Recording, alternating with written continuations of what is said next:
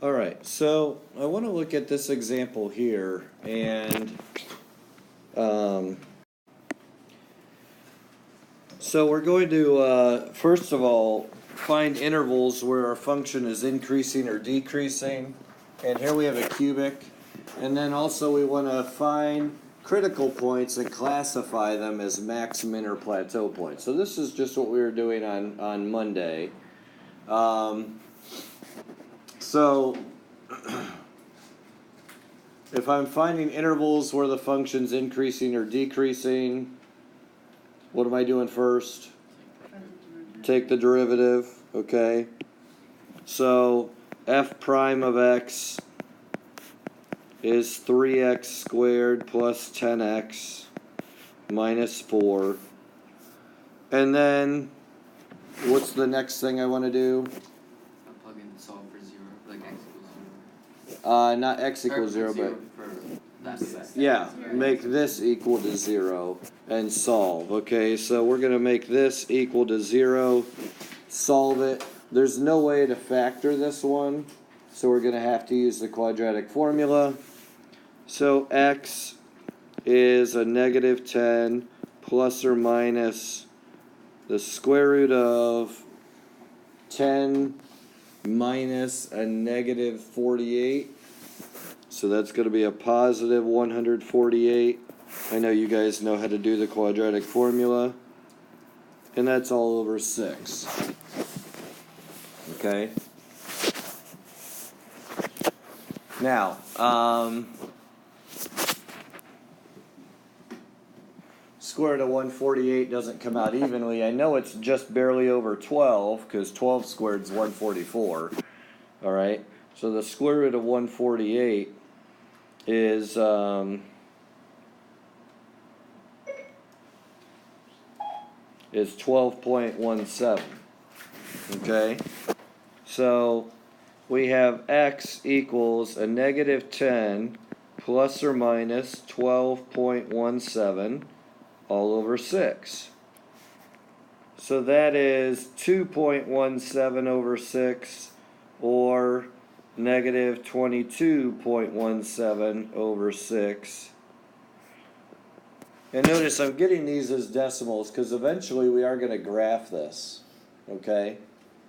So 2.17 divided by 6 is 0.36. And we'll do 362 because we want 3 significant digits. All right? And if I do a negative 22.17 divided by 6, I'm going to get 3.695.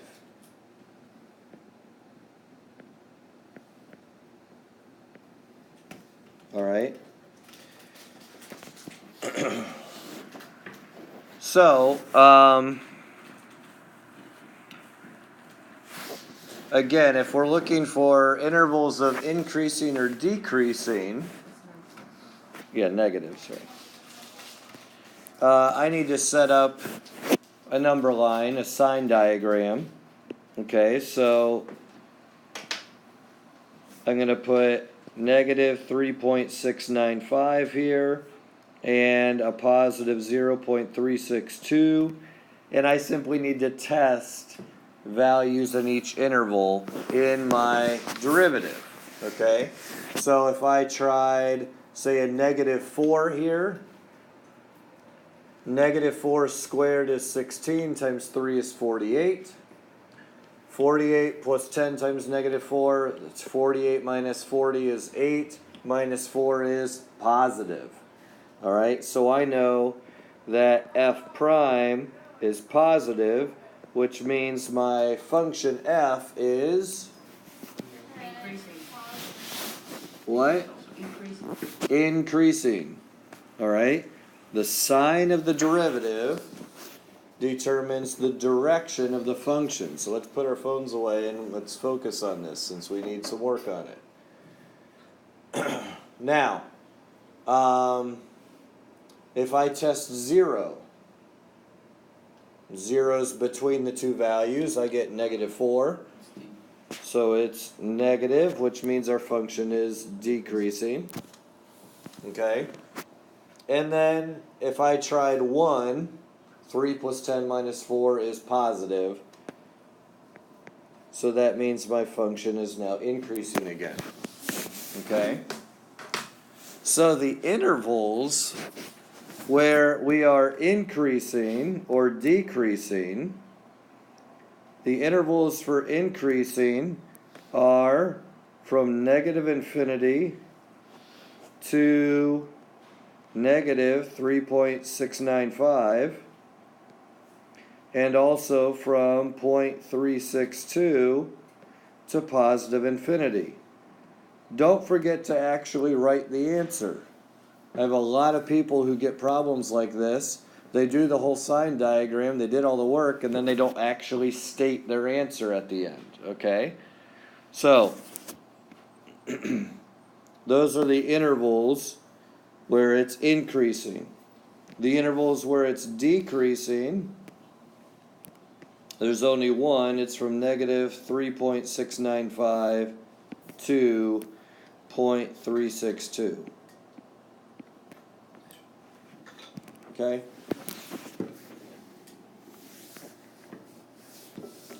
So now we've answered that part of the problem. Okay? The next part of the problem is actually identifying the points that we're dealing with and telling whether they are max, min, or plateau points. Now, I already can tell what they're going to be. The critical point that's here when x is negative 3.695 is which of those? A max, a min, or a plateau? It's a max because we're increasing from the left and decreasing once we pass it. So that must have been the highest point. Okay? On Monday you made like a distinction between a critical point and then like the max or min point. What is the difference then? There's a difference between a critical value. Oh, okay. If you were only asked to find the critical values, we would be done. So the critical values are just what x equals? Yes. Just the intervals. The critical values are these values of x that make the derivative equal 0. Okay? If we're then asked to find critical points or stationary points or max or min points, that's when we have to plug those into the original function. Okay? Because right now I know the max is negative 3.695 something. Okay? So if I have 3.695, negative 3.695,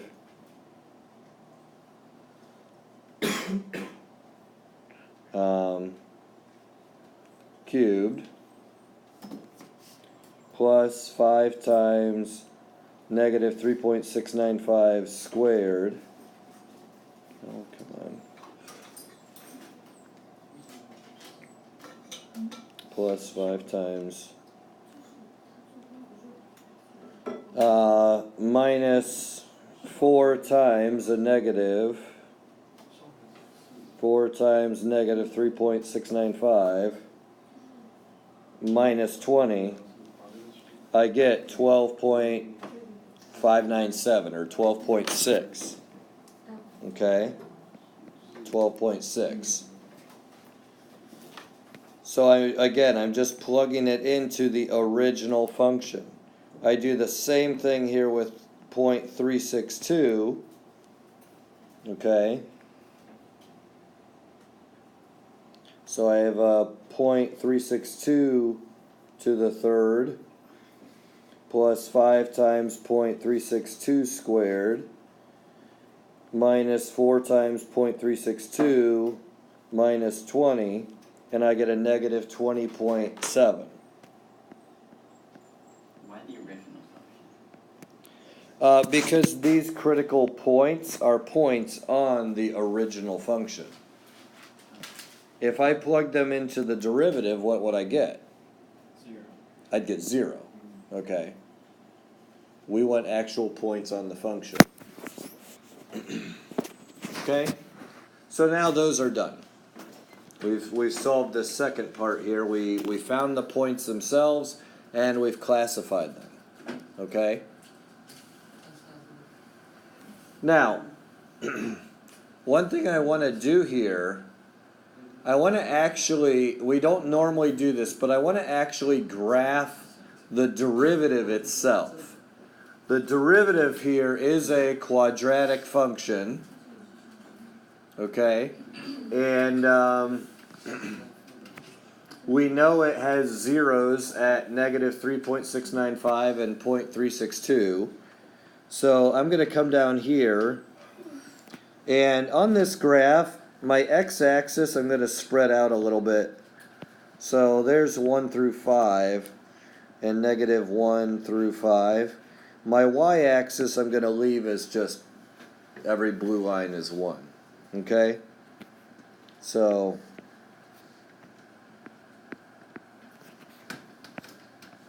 and you can do this with your graphs. You can make your axes be however you want. Okay, so this is 1, 2, 3, 4, 5. This is 1, 2, 3, 4, 5, 6, 7, 8, 9, 10.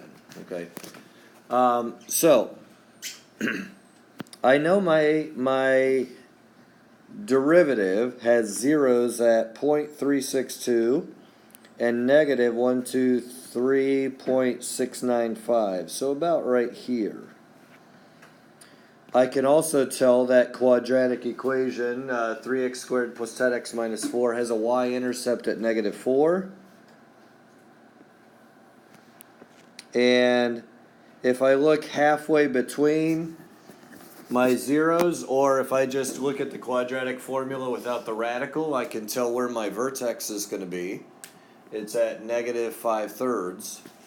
So negative 2 2/3. 1, 2, and 2/3. And I plug in, if I were to plug in negative 2 2/3 here, that would give me the vertex of this parabola. So let's see, 2 2/3 is the same thing as 8/3, so that's going to be 64 9 64/3, which is 21 1/3. Minus 80/3. 64 minus 80 is negative 16/3.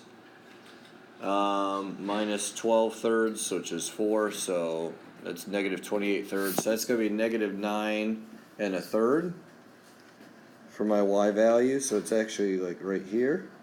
Where did you get that point below? Oh, never mind. You just erased it. I was just guessing at that point.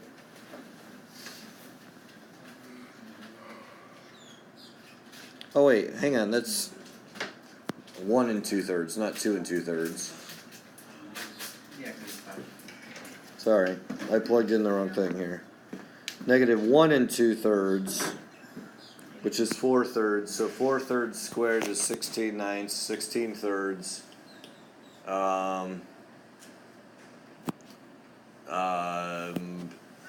16/3 minus 80/3, or no, 50/3 is negative 34.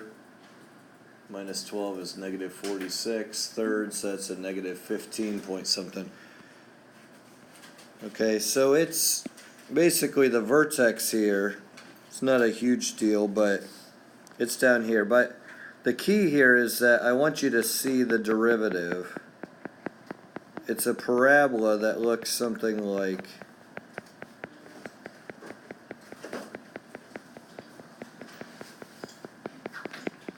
this.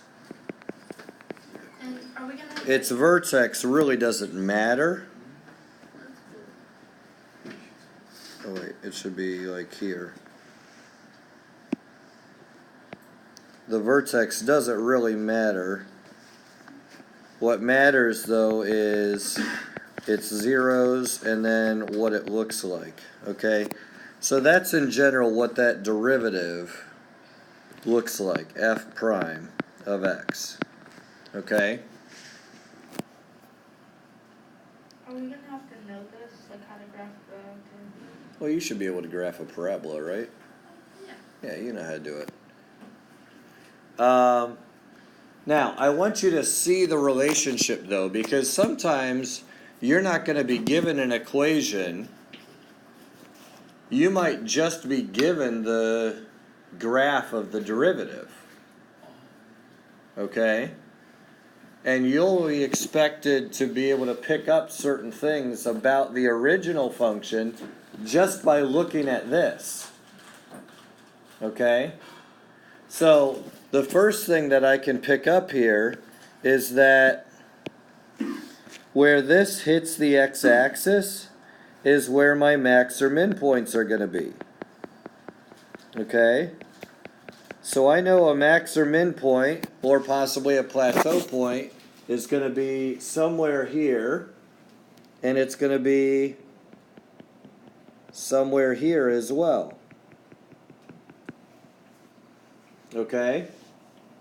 Now we already found them. We know that the min is at 0.362 negative 20, so it's somewhere way down here. There's our min point. Okay? And we also found the max. The max was at negative 3.65, 12.6, so it's actually like somewhere up here. Alright? But even without all the work up there, just by looking at the graph of this parabola and knowing it's the derivative, I can tell the zeros are where the max or min are going to be. I may not know the y coordinate, but I at least now know the x. The other thing I can tell is I could tell the intervals of increasing or decreasing just by looking at where the derivative is above the x-axis or below the x-axis. If it's above the x-axis, that means my derivative is positive, and it means that my function is increasing. So just from that, I can tell that, okay, I must have been increasing until I got up to that max, and after this min, I'm going to continue increasing forever that direction. Okay? I also can tell that because the derivative is negative in between these, that I'm going to have to be going down, or I'm going to have to be decreasing between those. Okay? So again, even without the sign diagram up there, without even an equation, I can tell all of that just by looking at the equation of the derivative. Okay? Now, we can get a little bit more precise. And this we'll do simply by applying a little bit of what we learned in pre-calculus. Alright? If I go back to the original function, a couple of things that were pretty easy to find were the y-intercept and the zeros. Okay? What's the y-intercept of this function? Negative 20. So guess what? I'm going to go ahead, if that's at negative 20.7, that means that my y-intercept must be just above that. Okay? Right there. If I were to extend the y-axis down. Okay? So there's my y-intercept. I also can tell, if I were to factor this, I factor it by grouping. I pull out the x plus 5. What are the zeros of this function?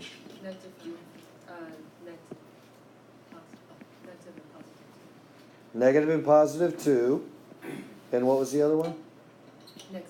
Negative 5. Yeah. So look, I know I'm going to hit the axis here, I'm going to hit it here, and I'm going to hit it here.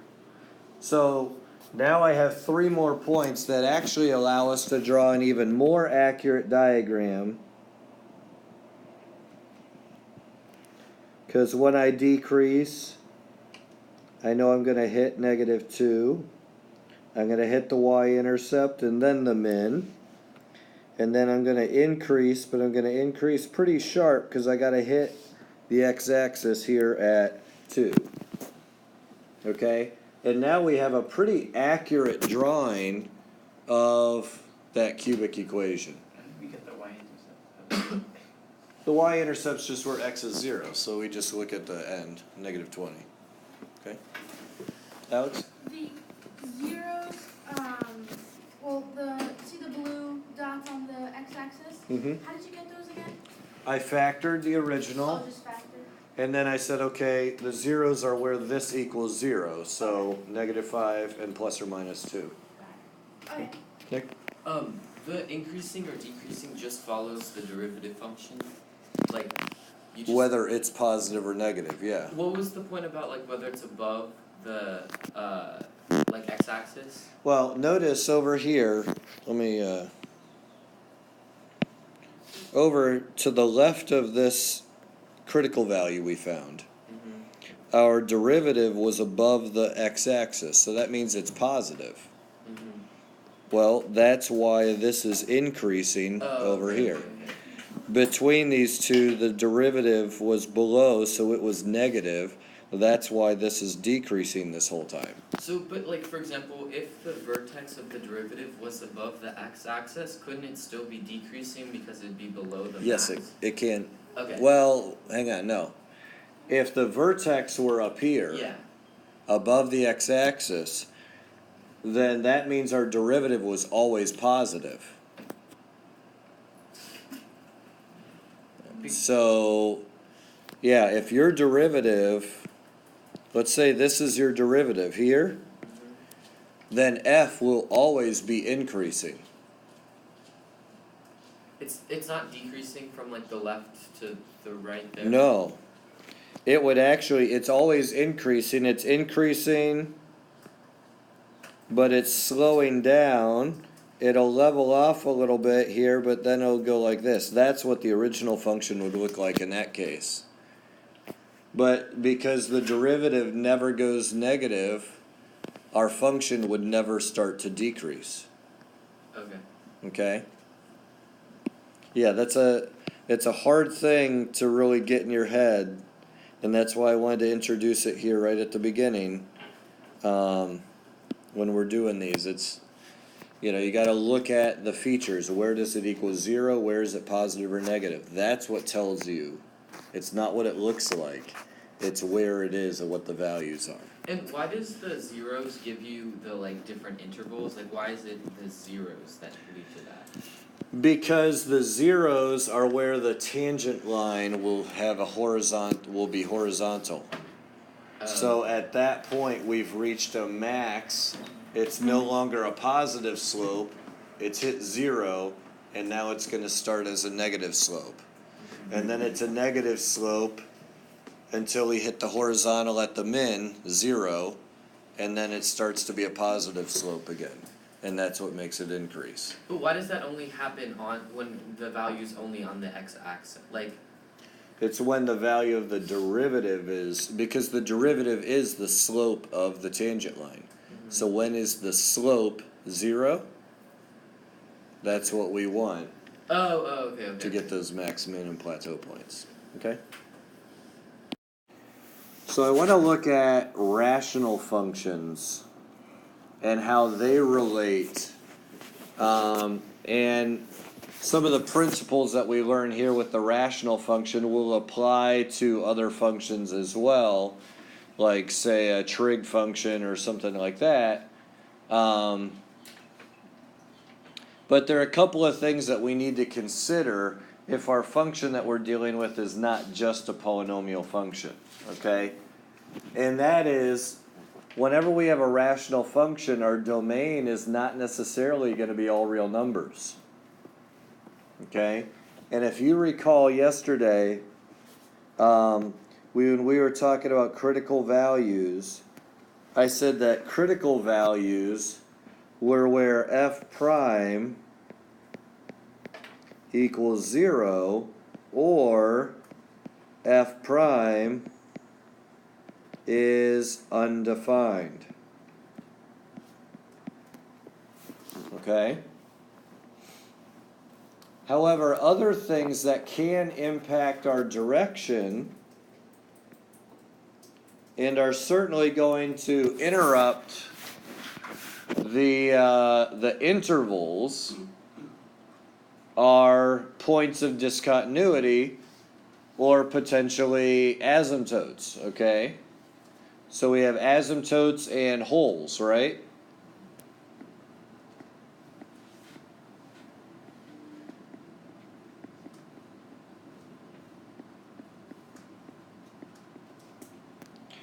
And the basic idea here is this. When you are making a sign diagram, you need to not only include critical values, but you also need to include any values that are not included in the domain. So for example, this one right here, the denominator is x plus 3, x minus 3. The numerator we could factor by grouping, and it'll actually be x plus 3 times x squared minus 4. Okay?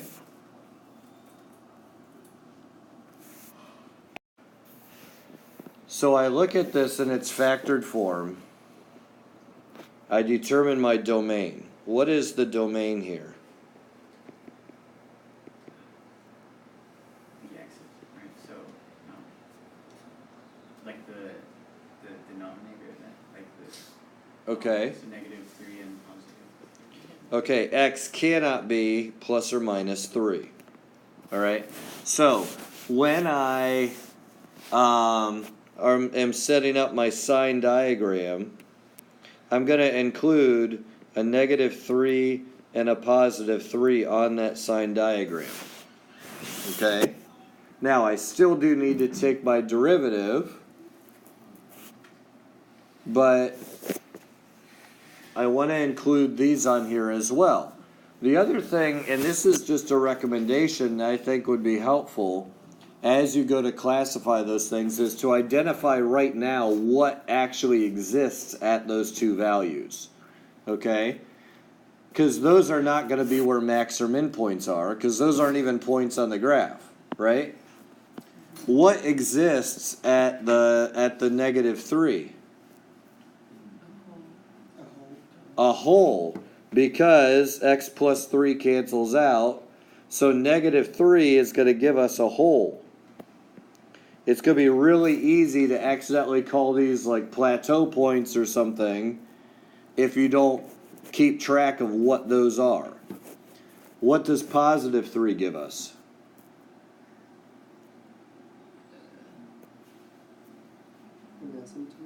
Yeah, it gives us a vertical asymptote. And why? Because as you look at the function, here, if I plugged in a -3, I'd get 0 over 0. So that was a removable discontinuity, a hole. -3 was still in the denominator even after I reduced, or I'm sorry, +3 was. So that's going to give us an asymptote. All right. Now, there's another good reason for doing this, and that is that this makes life a lot easier when we go to find the derivative. Okay? Because now that I've eliminated the x plus 3's, I have a simpler function that I can take the derivative of. A hole is not going to impact the shape of my graph, right? All it does is punch a hole in the graph, all right? But it's not going to affect increasing or decreasing or anything like that. So when I go to take the derivative to find critical values, I can take the derivative of x squared minus 4 over x minus 3 as opposed to this more complex one that we started with. Okay? So, take a minute here and go ahead and find the derivative of x squared minus 4 over x minus 3. A little bit of practice for us. Alright, do we have the derivative yet? What'd you get? Okay, quick question before I say it. Are we allowed to cancel out the x minus 3 because it's multiplication? but there's subtraction between that part and the minus UV prime, right? So you can't cancel that out. I mean, I have something. I don't What'd you get? X squared minus 6x minus 4 over x minus 3 squared. Oh, Plus 4. there we go, yeah. Oh yeah, plus Just four. to distribute the negative, but yeah. There we go, okay? So we've got low d high minus high d low over low squared. Alright. X squared minus 6x plus 4 over x minus 3 quantity squared. Oh yeah, because it's negative. Yeah. Whoops. So now the critical values. Remember the critical values, we need to consider both where f prime of x is 0, which in a rational function is going to be when what happens? One. The numerator. When the numerator is 0, or when it's undefined. So that's when the denominator is 0. Now, there is a critical value that makes it undefined, and that is 3. We've already accounted for 3, but it is also a critical value. The other ones come from when the numerator is 0, and that one again doesn't factor. So we're going to have to use the quadratic formula, all right? So we've got 6 plus or minus square root of 36 minus 16, which is 20, all over 2a, which is 2. Okay, so that's 6 plus or minus 2 root 5 over 2. So that's 3 plus or minus root 5. And root 5 is about 2.2. So I think it's 2.23. If we're going with 3 decimals, let me double check that. Square root of 5. Yeah, 2.24 if you round. Okay, so we have 5.24, or 3 minus 2.24 is going to be 0.76. Okay, so now I have some other critical values. The one critical value was where our vertical asymptote was. We have a critical value at 0.76, and we have a critical value at 5.24. And now we're able to look at a sign diagram of this whole thing. So the first derivative and then the function, we can tell what's going on here. All right, this is going to help us identify intervals of increasing and decreasing, all right, and help us get an idea of where our max and min points are, okay? So, let's go ahead and start testing our f prime, okay? Now, as I'm doing this, do we care about the value of f prime? What do we care about? Just the sign. Look at the denominator. What do I know about the sign of the denominator? It's always going to be positive because it's something squared, right? So do I need to plug the number into the denominator? No. Right? So as you're testing these values, think. So I'm going to take that x squared minus 6x plus 4, and let's plug a negative 4 into it, and I get 16 plus 24 plus 4. That's definitely positive. Okay? So positive, which means my function's increasing. Now, when you hit a hole, does it typically change direction? Not usually. So, now is it possible that maybe there was a hole right at our max point or something? It's possible, but we would have gotten a critical value there as well. All right? Now, you can always double check. If I plugged in 0, I'll get 0 minus 0 plus 4. It's positive again. So it kind of is going to continue through that hole. Okay? Then we try something between 0.76 and 3. So I'll try 1. 1 minus 6 plus 4. 5 minus 6 is negative 1. So that's negative. So now I'm decreasing. If I plug in 4 to get between 3 and 5.24, then I get 16 minus 24 is negative 8, plus 4 is negative 4. So that's negative again, which means I'm still decreasing. And then, let's say I plug in 6, I'd get 36 minus 36 is 0, plus 4 is 4. So that's positive. So now I'm increasing again. Okay?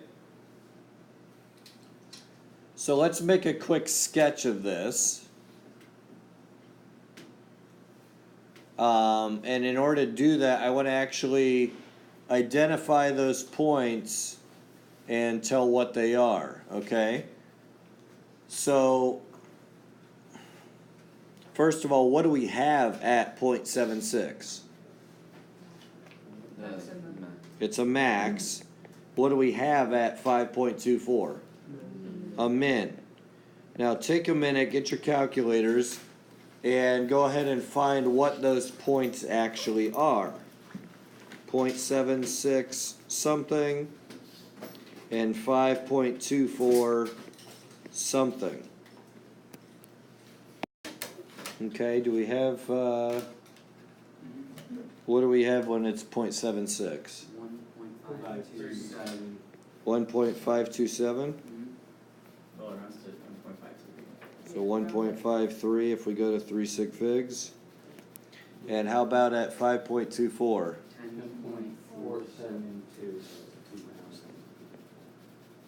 10.47, so 10.5. Okay, so let's graph what we have here. Okay. By the way, we could also figure out the hole. The hole is negative 3, and if I plugged it into the reduced form, 9 minus 4 is 5, negative 3 minus 3 is negative 6, so that's a negative 5/6. So the hole is at negative 3, negative 5/6 Where'd you plug the negative 3 into the reduced form. into? Okay, so let's start graphing stuff. I have a vertical asymptote at 3. I've got a hole at negative 3, negative 5/6. So somewhere around here. I've got a max point at 0.76, 1.53. So I've got a max point somewhere around here.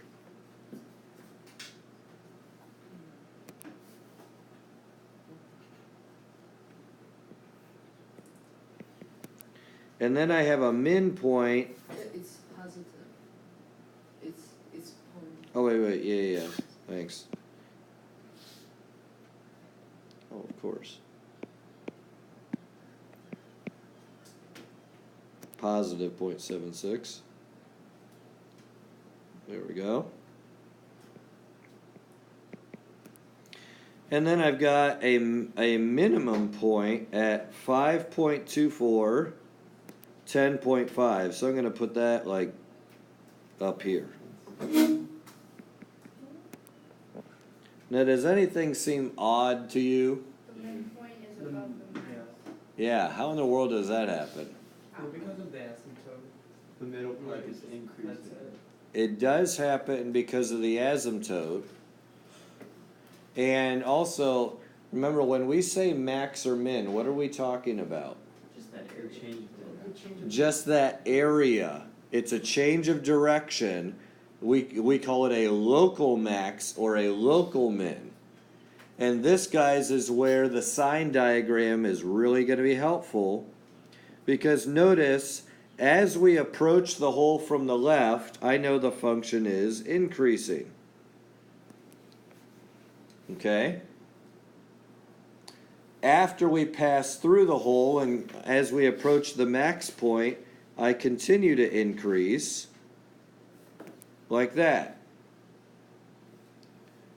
But then it starts to decrease as we approach the asymptote. Now this is something we're used to seeing. It approaches the asymptote and goes down to negative infinity. But on the other side of the asymptote, notice it's decreasing again. If we went down to negative infinity, how do we keep decreasing? Because on the other side of the asymptote, it jumps to positive infinity. So we're way up here, positive infinity, on this side of the asymptote, coming down to the min. What? And then it starts increasing again.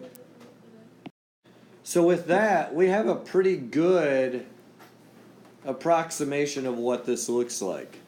Now, depending on how crazy we wanted to get, we could start incorporating a lot more stuff from pre-calculus into this. All right, for example, if I wanted to get really exact,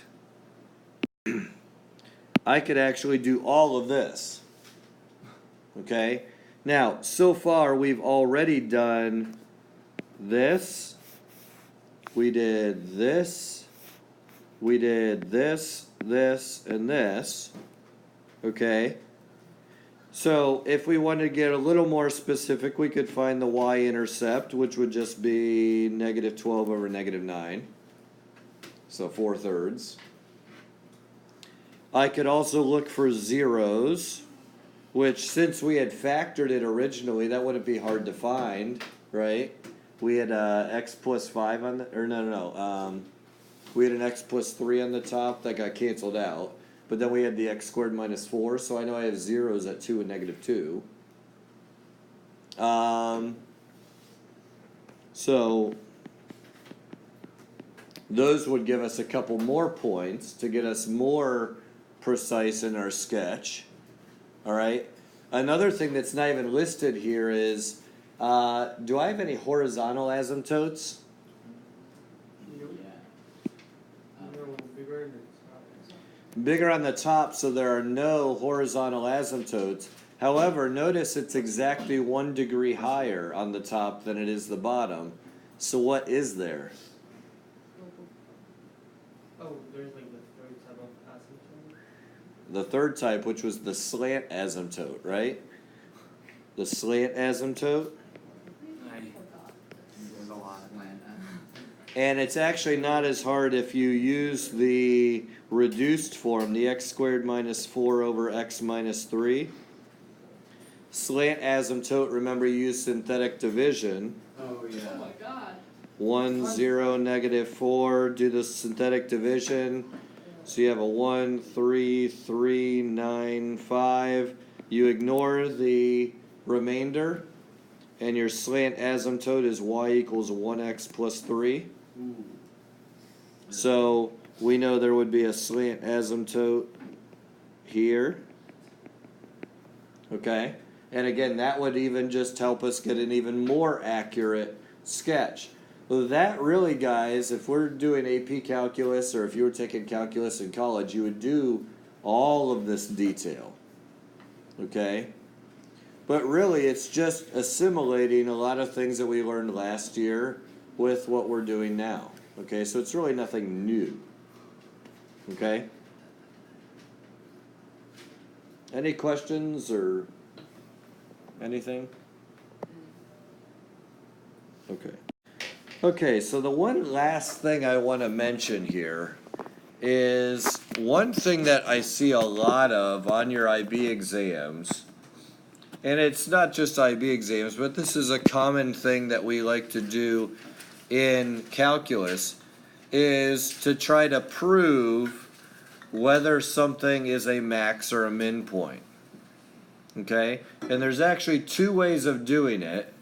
And actually, what you'll be asked to do quite often is you'll be asked to show that something is a max point, or show that there is a min point at x equals whatever. So what kind of work do you need to show in order to prove that that's the case, in order to show in the problem? Well, there's two steps to this that you have to show.